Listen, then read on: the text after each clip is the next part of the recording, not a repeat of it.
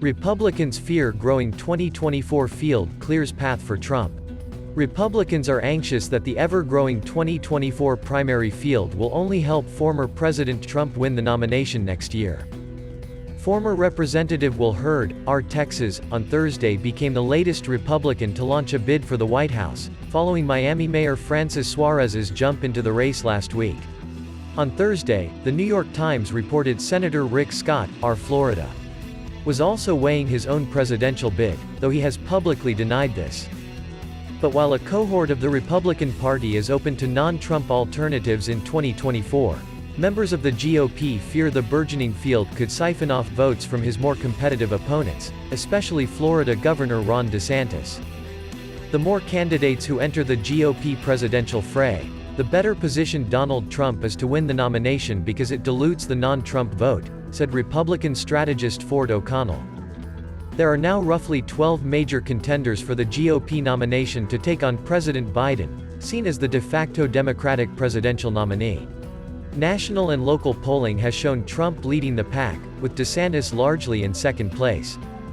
Though the GOP field has started to crystallize ahead of the first GOP debate in August, the recent additions, North Dakota Governor Doug Burgum also launched a long-shot bid earlier this month, are heightening concerns among those opposed to Trump.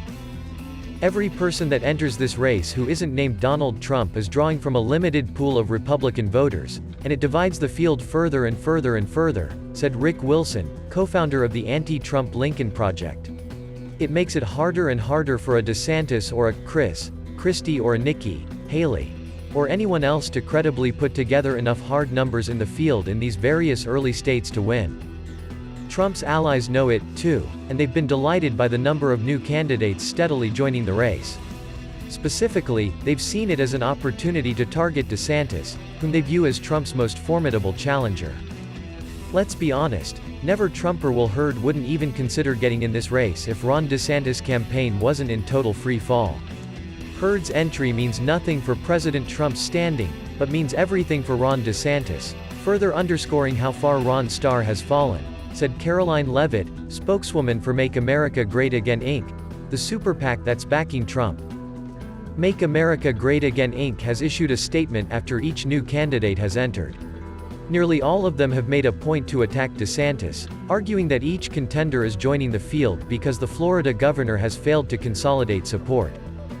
Jason Miller, a senior advisor to Trump's campaign, said Hurd's entry into the race was evidence that DeSantis has failed to seal the deal, with voters seeking to move past Trump. Nobody thinks he'll ultimately be President Trump's main challenger, Miller said. Those backing Trump largely believe the growing field will fragment the vote among challengers who do not have a clear, devoted base. DeSantis, who has been the favorite among a certain brand of conservative Republicans who want the party to move on from the former president, could be the biggest casualty.